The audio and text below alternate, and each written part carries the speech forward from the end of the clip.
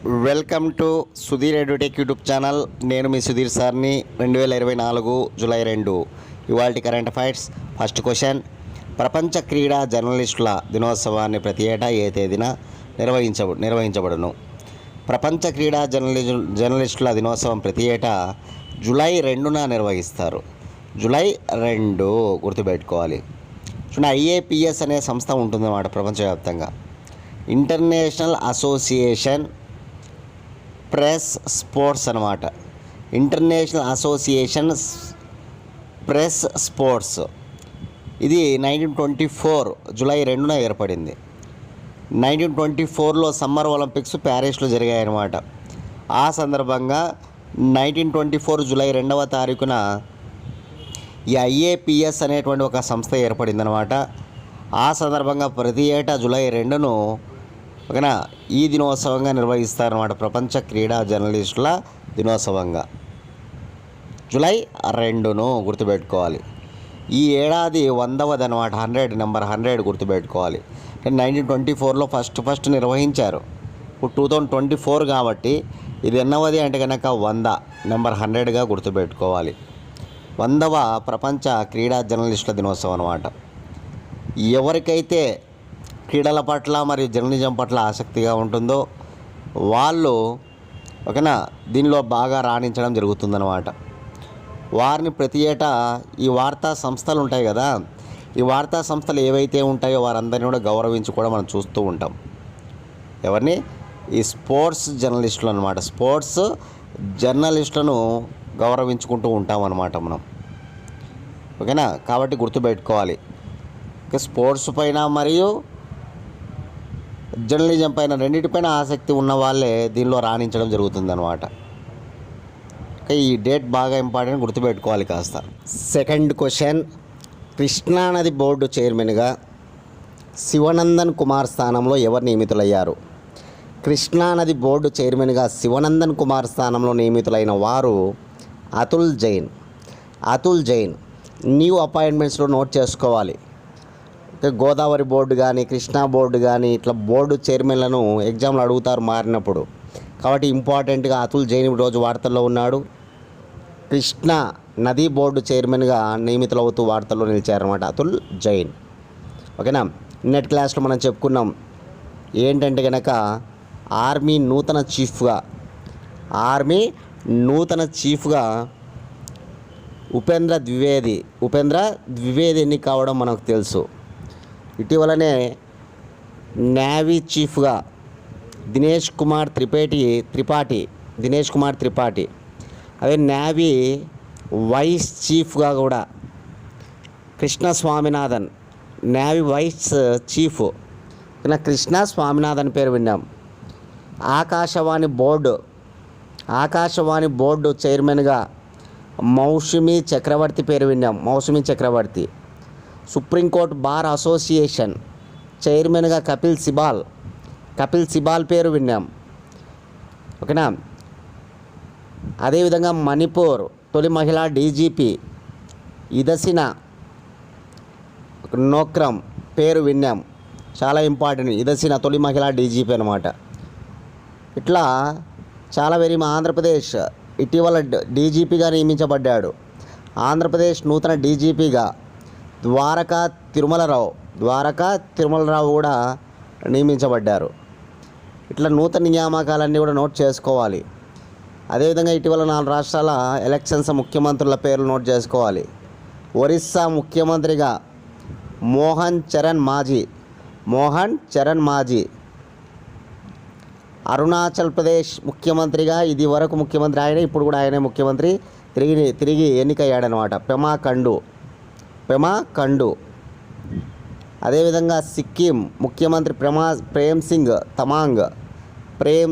తమాంగ్. ఇట్లాంటివన్నీ కూడా మనం నోట్ చేసుకోవాలి ఇంపార్టెంట్గా.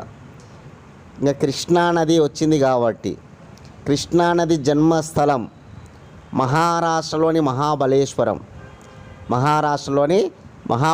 అన్నమాట.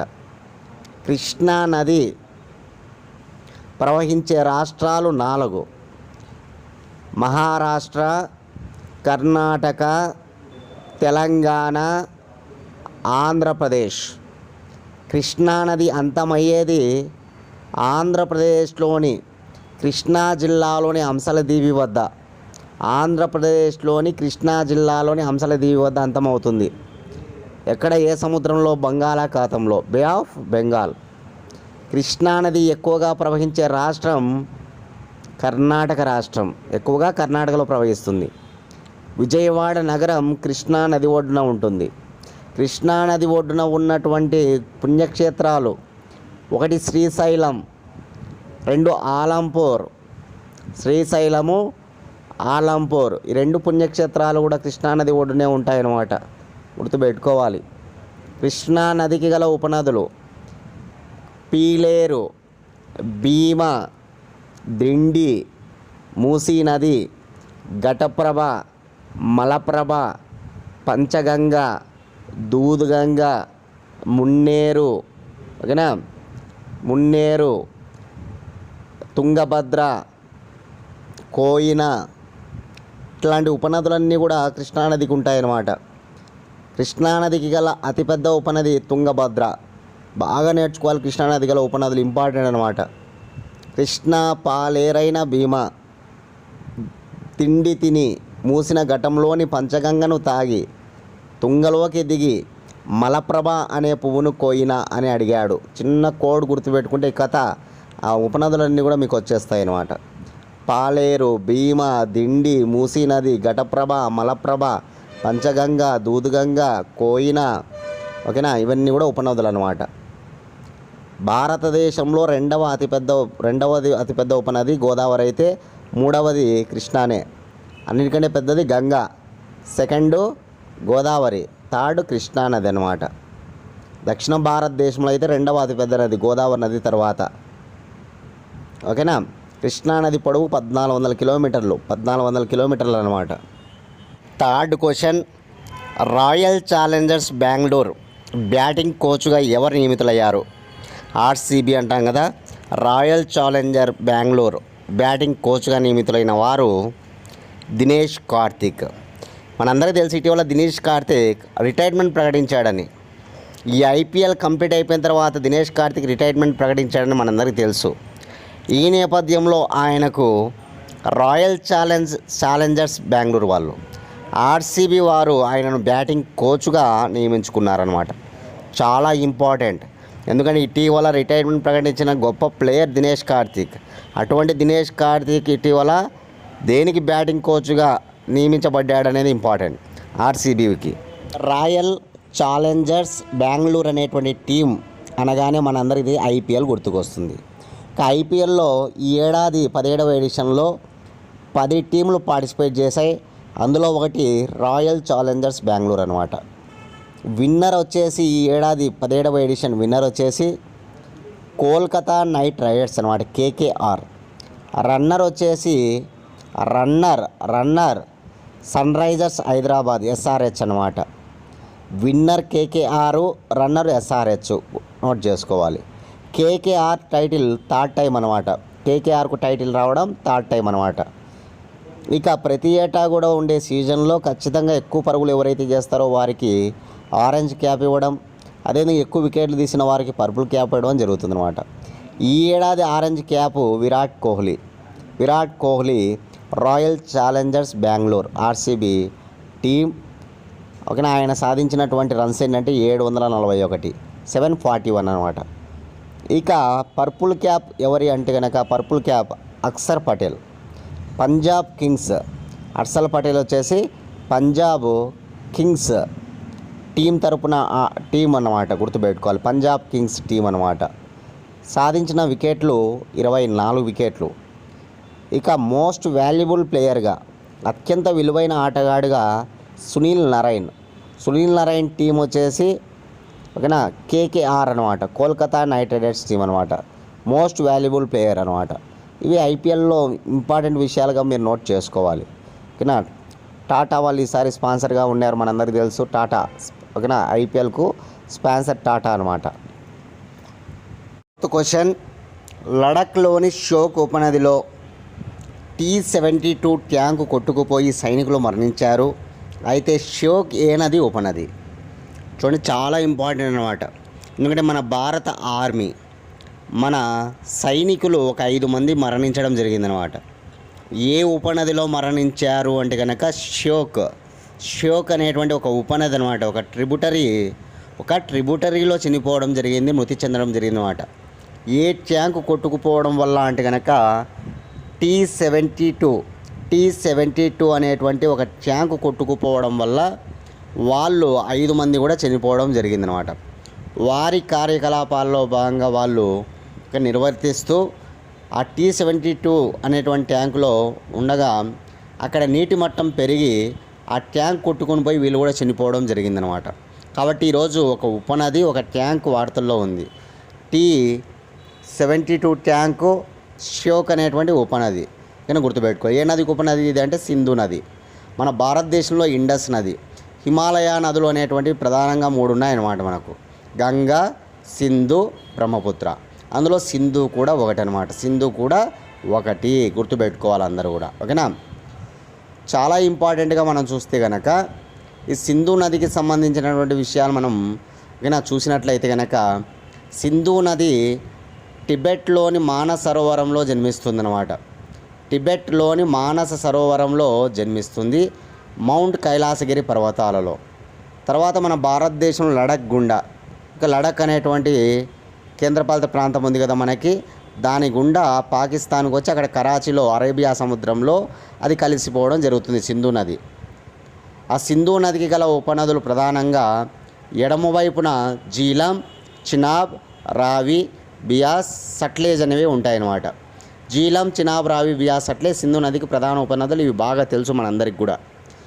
ఇక కుడివైపున ప్రయాణించే ఉపనదులు కూడా ఉంటాయన్నమాట. అవి ఏవంటే కనుక ఇందులో ష్యోక్ అనేది ఒకటి. ష్యోకు, కాబూలు, ఓకేనా, గిల్గిత్తు, కుర్రము, ఈ ఉపనదులన్నీ కూడా ప్రధానంగా మనకి కుడివైపున ప్రయాణిస్తాయి అన్నమాట. ఇవన్నీ కూడా సింధు నది గల ఉపనదులే. ఇది ష్యోకు, గిల్గిత్తు, కుర్రము, ఓకేనా, కాబూలు.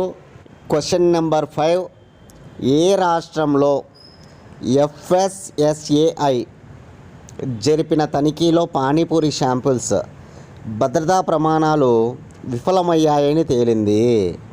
చాలా ఇంపార్టెంట్ అన్నమాట. మన దేశంలో ఆహార భద్రతా ప్రమాణాలను తనిఖీ చేసేటువంటి గొప్ప సంస్థ FSSAI, food safety and standard authority of India. Food safety standard authority of India. కానీ FSSAI అనేటువంటి ఈ సంస్థ కర్ణాటక రాష్ట్రంలోని పలు గ్రామాలలో, పలు నగరాలలో, పలు పట్టణాలలో ఈ పానీపూరి, ఓకేనా, పానీపూరికి సంబంధించినటువంటి ఆహార భద్రతా ప్రమాణాలపై దృష్టి పెట్టిందనమాట. దానిలో భాగంగా చాలా వరకు తనిఖీ చేసిన చోటల్లా అవి విఫలం కావడం జరిగిందనమాట. వీరు వాడేటువంటి రంగులలో రసాయనాలు ఉన్నట్టుగా తేలిందనమాట. వీరు కలర్స్ కోసం, అంటే ఎరుపు రంగు కోసం, గ్రీన్ కలర్ కోసం ఇట్లా రంగులు వాడతారు కదా, దానిలో ఓకేనా రసాయనాలు ఉన్నట్టుగా తేలిందనమాట. దీనివల్ల గుండె సంబంధ వ్యాధులు, కడుపు నొప్పి ఇలాంటివన్నీ కూడా సంభవిస్తాయని వీళ్ళు చెప్పడం జరుగుతూ ఉందన్నమాట. ఏ రాష్ట్రంలో అంటే కనుక కర్ణాటక రాష్ట్రంలో. చాలా చాలా ఇంపార్టెంట్, గుర్తుపెట్టుకోవాలి. కర్ణాటక రాష్ట్రంలో మనం ఇటీవలనే ఒక వారం రోజుల ముందే ఈ చికెన్ కబాబులను నిషేధించడం మనం తెలుసు.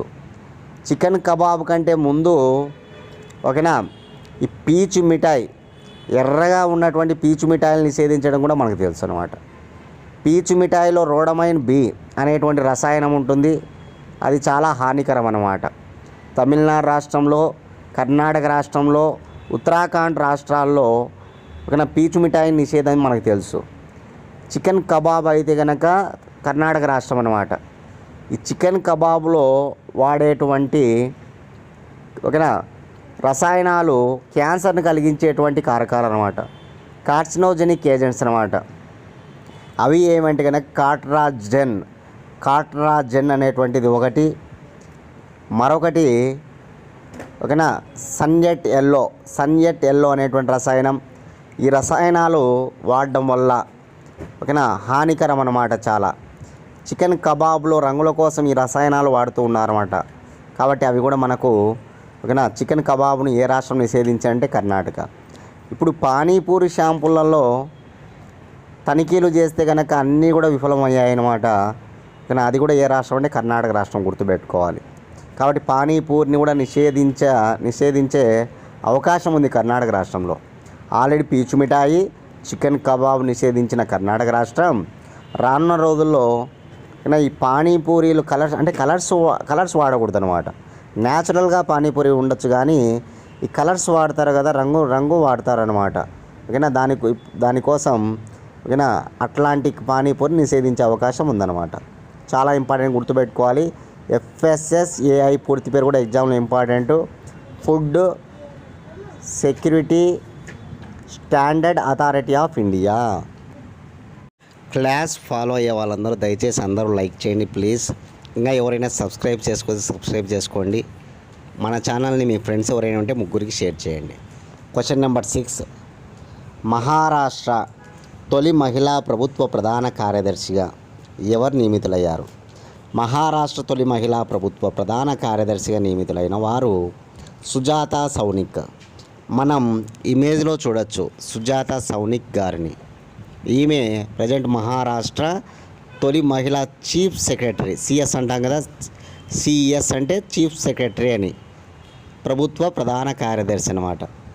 ఓకేనా. ఎవరు? సుజాత సౌనిక్ అనమాట. ఇటీవల మహారాష్ట్ర తొలి మహిళా డీజీపీగా రష్మి శుక్లా నియమితులు కావడం మనం చూసాం. రష్మి శుక్లా అనమాట. అదేవిధంగా ఇటీవలనే ఆంధ్రప్రదేశ్ చీఫ్ సెక్రటరీగా నీరబ్ కుమార్ చౌదరిని మనం ఇటీవలనే కొత్త నియామకం అన్నమాట. నీరబ్ కుమార్ చౌదరి. ఇందుకు జవహర్ రెడ్డి ఉండేవాడు ఆంధ్రప్రదేశ్ సిఎస్గా. ఇప్పుడు ఆయన స్థానంలో జవహర్ రెడ్డి స్థానంలో నీరబ్ కుమార్ చౌదరి రావడం తెలుసు. ఇంకా తెలంగాణ రాష్ట్ర ప్రభుత్వ ప్రధాన కార్యదర్శి చీఫ్ సెక్రటరీ ఎవరంటే కనుక శాంతాకుమారి. ఈమె కూడా మహిళనే, శాంతాకుమారి గారు. ఓకేనా. కాబట్టి గుర్తుపెట్టుకోవాలి.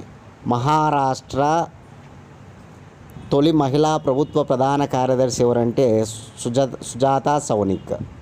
ఆంధ్రప్రదేశ్ ప్రస్తుత ప్రభుత్వ ప్రధాన కార్యదర్శి ఎవరంటే కనుక నీరబ్ కుమార్ సింగ్. అదేవిధంగా తెలంగాణ రాష్ట్ర ప్రభుత్వ ప్రధాన కార్యదర్శి ఎవరంటే కనుక శాంతాకుమారి గారు అన్నమాట. ఇక్కడ 4 మహిళలు ఉన్నారు. ఇటీవల వార్తల్లో ఉన్న వాళ్ళు వీళ్ళంతా. సుజాత సౌనిక్ మహారాష్ట్ర తొలి మహిళ chief secretary. Arundhati Roy Booker prize winner అనమాట. మన భారతీయురాలు అరుంధతి రాయ్కి ఇటీవల పెన్ పింటర్ ప్రైజ్ వచ్చింది. పెన్ పింటర్ ప్రైజ్ బ్రిటన్లో ఇస్తారన్నమాట. పెన్ పింటర్ ప్రైజ్ అని. ఓకేనా. సాహిత్యంలో జర్నలిజంలో గొప్ప పురస్కారం అనమాట పెన్ పింటర్ అనేటువంటి ప్రైజ్. ఓకేనా. అతిషి ఈమె ఢిల్లీ నీటి వనరుల మంత్రి అనమాట. ఆమ్ ఆద్మీ పార్టీ నేత అతిషి.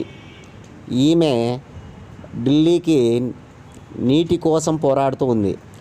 హర్యానా నుంచి వీరికి రావాల్సినటువంటి నీరు రావాలని ఓకేనా ఉద్యమాలు చేస్తూ ఉంది, నిరాహార దీక్ష చేస్తూ ఉందన్నమాట. ఓకేనా. అతిషి గుర్తుపెట్టుకోవాలి. ఇక మేధా పాట్కర్ మధ్యప్రదేశ్లో పునరావాసితుల కోసం ఓకేనా పోరాడుతున్నటువంటి మహిళగా ఇటీవల గుర్తింపు ఉందన్నమాట ఈమెకి.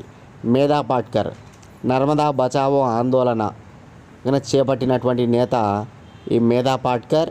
ఇటీవల మధ్యప్రదేశ్ రాష్ట్రంలో పునరావాసాల కోసం ఆమె ఉద్యమిస్తూ ఉందన్నమాట. ఇట్లా ఈ 4 మహిళలు ఇటీవల వార్తల్లో ఉన్నారు కాబట్టి గుర్తుంచుకోవాలి, నోట్ చేసుకోండి, చాలా ఇంపార్టెంట్. సినిమా నటుడైన మనోజ్ బాజ్పేయి పుస్తక రచయిత ఎవరు? చూడండి, మనందరికీ తెలుసు సినిమా నటుడిగా మనోజ్ బాజ్పేయి. ఆయన యొక్క ఆటోబయోగ్రఫీ అనమాట. కానీ ఈ మనోజ్ బాజ్పేయి పేరు మీదుగా ఆటోబయోగ్రఫీని ఎవరు రచించారు అంటే కనుక పీయూష్ పాండే. చూడండి, మనోజ్ బాజ్పేయిని మీరు చూడొచ్చు ఇమేజ్లో. ఆ పుస్తకం లోగో కూడా అదే అనమాట. ఓకేనా. ఈ మనోజ్ బాజ్పేయి సుప్రసిద్ధ గొప్ప నటుడు, బాలీవుడ్ యాక్టర్ అనమాట. తెలుగులో కూడా సినిమాలు తీశాడు ఆయన. ఇక మనకు హ్యాపీ అనేటువంటి cinema, Allu Arjun cinema happy సినిమాలో అద్భుతమైనటువంటి క్యారెక్టర్ పోషించాడు. అదేవిధంగా అల్లు అర్జున్ సినిమాలో వేదం సినిమాలో క్యారెక్టర్ ఉంటుంది. అదేవిధంగా పులి, పవన్ కళ్యాణ్ సినిమాలో పులి సినిమాలో కూడా ఈయన క్యారెక్టర్ ఉంటుందన్నమాట. ఇట్లా తెలుగులో కూడా కొన్ని సినిమాలు తీయడం జరిగిందనమాట. అదేవిధంగా ఫ్యామిలీ మ్యాన్ చాలా మంచి పేరు తెచ్చిపెట్టింది ఫ్యామిలీ మ్యాన్ ఇతనికి. ఓకేనా, కాబట్టి జాతీయ ఉత్తమ నటుడిగా కూడా అవార్డు పొందాడు ఇతను. జాతీయ ఉత్తమ నటుడిగా కూడా అవార్డు పొందాడు అనమాట మనోజ్ బాజ్పేయి. ఇట్లా మనకు దీనికి సంబంధించి ఇతని యొక్క ఆటోబయోగ్రఫీని ఎవరు రచించారంటే కనుక పీయూష్ పాండే. వాటి పుస్తకాలు రచనలలో నోట్ చేసుకోవాలి మీరు అందరూ కూడా, పుస్తకాల రచనలలో నోట్ చేసుకోండి. 8th క్వశ్చన్, వెంకయ్య నాయుడు పుట్టినరోజును పురస్కరించుకొని మోడీ ఆవిష్కరించిన పుస్తకం ఏది? వెంకయ్య నాయుడు పుట్టినరోజును పురస్కరించుకొని మోడీ ఆవిష్కరించిన పుస్తకం ఒకటి కాదు, 3 పుస్తకాలు ఆవిష్కరించడం జరిగిందన్నమాట. ఆ పుస్తకాలు నోట్ చేయండి. Mahaneta, a life in service, a life in service అనమాట. Number 3 celebrating Bharat. ఈ 3 పుస్తకాలు ఎవరిపైన రాయబడ్డాయి అంటే కనుక వెంకయ్య నాయుడు పైన రాయబడ్డాయి. ఈ 3 పుస్తకాలను ఎవరు ఆవిష్కరించారు అంటే ప్రధానమంత్రి నరేంద్ర మోడీ ఆవిష్కరించారనమాట. ఎప్పుడు? జూన్ 30వ తారీఖున ఆవిష్కరించాడు మన్ కీ బాత్ కార్యక్రమంలో. ప్రతి నెల చివరి ఆదివారం మన్ కీ బాత్ కార్యక్రమం జరుగుతుందన్నమాట. జూన్ 30 సండే వచ్చింది కదా ఈసారి, కాబట్టి మన్ కీ బాత్ కార్యక్రమంలో భాగంగా వెంకయ్య నాయుడు పుట్టినరోజు జూలై 1. దానిని పురస్కరించుకొని నరేంద్ర మోడీ పుస్తకాలను ఆవిష్కరించడం జరిగిందనమాట. చాలా ఇంపార్టెంట్, గుర్తుపెట్టుకోవాలి పుస్తకాల పేర్లు. Mahaneta, a life in service, celebrating Bharat అనేటువంటి 3 పుస్తకాలు ఆవిష్కరించడం జరిగిందనమాట. 1949 జూలై 1 నెల్లూరులో జన్మించాడనమాట వెంకయ్య నాయుడు గారు. మన తెలుగువాడు, భారతీయ జనతా పార్టీ నేత, భారతదేశానికి 13వ ఉపరాష్ట్రపతి. 2015 నుంచి 2022 వరకు, 2015 నుంచి 2022 వరకు 13వ ఉపరాష్ట్రపతిగా పనిచేశాడు వెంకయ్య నాయుడు గారు. ఓకేనా. భారతదేశ 2వ అత్యున్నత పురస్కారమైన పద్మవిభూషణ్ ఈ ఏడాది వచ్చింది. ఈ ఏడాది 2024లో ఆయనకు పద్మవిభూషణ్ వచ్చిందనమాట. ఇక ఆయన రాష్ట్రపతి కావాల్సి ఉంది, భారతరత్న అవార్డు రావాల్సి ఉందన్నమాట. ఆ 2 కూడా దక్కాలని మన తెలుగు వాళ్ళగా మనం కోరుకోవాలి. ఎందుకంటే గొప్ప వ్యక్తి అనమాట వెంకయ్య నాయుడు గారు. ఎక్కడ కూడా ఓకేనా, రాజకీయ నాయకులందరూ కూడా ఇప్పుడు ఎంత అసహ్యంగా మాట్లాడుకుంటున్నారో మనకు తెలుసు. కానీ వెంకయ్య నాయుడు గారి మాటలు వింటే మరింత వినాలనిపిస్తుంది అన్నమాట. అంత చక్కగా మాట్లాడడం జరుగుతుందన్నమాట. అన్ని పార్టీలు ఆయనను అభిమానిస్తాయన్నమాట. ఈ పార్టీ ఆ పార్టీ అని లేదు, అన్ని పార్టీలు కూడా ఆయనను అభిమానిస్తాయి వెంకయ్య నాయుడు గారిని. కానీ అంత గొప్ప వాగ్దాటి అనమాట. చాలా చక్కగా చమత్కారాలతో ఆయన మాటలు కూడా ఉంటాయన్నమాట. అంత గొప్పగా మాట్లాడతాడు. ఓకేనా. వెంకయ్య నాయుడు అనగానే ఉపరాష్ట్రపతిగా మనకు పనిచేయడం జరిగింది. అదేవిధంగా నరేంద్ర మోడీ మంత్రివర్గంలో పట్టణాభివృద్ధి మంత్రిగా, సమాచార మంత్రిగా కూడా పనిచేశాడు అనమాట. అటువంటి వెంకయ్య నాయుడు యొక్క పుట్టినరోజు ఈ ఏడాది 76వ పుట్టినరోజు అనమాట. జూలై 1 జరిగింది మొన్న, ఓకేనా, రీసెంట్గా. కాబట్టి ఇంపార్టెంట్, గుర్తుపెట్టుకోవాలి. ఈ 3 పుస్తకాలు నోట్ చేయాలి. ఆవిష్కరించినటువంటి వ్యక్తి ప్రధానమంత్రి Narendra Modi. 9th question, Austrian grand prix 2024 విజేతగా నిలిచిన రేసర్ ఎవరు? ఆస్ట్రియన్ గ్రాండ్ ప్రిక్స్ 2024 విజేతగా నిలిచిన రేసర్ జార్జ్ రస్సెల్. మెర్సిడేజ్ జెట్టు డ్రైవర్ జార్జ్ రస్సెల్ అనమాట. ఇమేలో చూడొచ్చు జార్జ్ రస్సెల్ను. మెర్సిడేజ్ జెట్టు డ్రైవర్ అనమాట. చూడండి, ఫార్ములా 1 రేసింగ్ అనగానే చాలా థ్రిల్లింగ్గా ఉంటుందన్నమాట. ఓకేనా. దీంట్లో మనం ఎక్కువగా ఛాంపియన్స్ని ఎవరు చూస్తామంటే మ్యాక్స్ వెర్స్టాపెన్ను, సెబాస్టియన్ వెటల్ను, వీళ్ళని చూస్తూ ఉంటాం. కానీ ఈసారి ఈ Austrian grand prix title winner ఎవరంటే మాత్రం జార్జ్ రస్సెల్ పేరు గుర్తుపెట్టుకోవాలి. మెర్సిడేజ్ డ్రైవర్ అనమాట. అదేవిధంగా రన్నర్గా ఎవరున్నారంటే కనుక, అంటే నెంబర్ 2 రన్నర్గా ఎవరున్నారంటే కనుక ఆస్కార్ పియాస్త్రీ. మెక్లారెన్ జట్టు డ్రైవర్ అనమాట. జట్టు పేరు మెక్లారెన్ జట్టు డ్రైవర్ ఆస్కార్ పియాస్ట్రీ రన్నర్గా నిలవడం జరిగింది. ఆస్ట్రియన్ గ్రాండ్ ప్రిక్స్ 2024 విన్నరు. రన్నర్ పేరు నోట్ చేసుకోండి. మన ఛానల్ నుంచి 1 ఇయర్ కరెంట్ అఫైర్స్ ఉన్నాయి. కావాలనుకున్న వాళ్ళు 8186006848 అనే నెంబర్కి 100 రూపీస్ ఫోన్పే చేసి అదే నెంబర్కి స్క్రీన్ షాట్ పెట్టండి. 24 గంటల లోపల పీడిఎఫ్ ఫైల్ పంపించబడుతుంది. డేట్ టు డేట్ విత్ ఎక్స్ప్లెనేషన్తో కరెంట్ అఫైర్స్ అనేటువంటివి ఉంటాయి కాబట్టి మీకు అందరికి కూడా ఉపయోగపడతాయి. ఆంధ్రప్రదేశ్, తెలంగాణ ఈ రెండింటి ఎగ్జామ్స్కి ప్రిపేర్ అయ్యే వాళ్ళకు, సెంట్రల్ గవర్నమెంట్ ఎగ్జామ్స్కి ప్రిపేర్ అయ్యే వాళ్ళకి అందరికి కూడా చక్కగా ఉపయోగపడతాయి. అందరూ కూడా యూటిలైజ్ చేసుకోండి. ఓకే, లాస్ట్ క్వశ్చన్ చూద్దాం. ప్రపంచ చెస్ ఛాంపియన్షిప్ 2024కు ఆతిథ్యం ఇవ్వనున్న దేశం ఏది? ప్రపంచ చెస్ ఛాంపియన్షిప్ 2024కు ఆతిథ్యం ఇవ్వనున్న దేశం సింగపూర్. చాలా ఇంపార్టెంట్. కానీ ఈ ఏడాది నవంబర్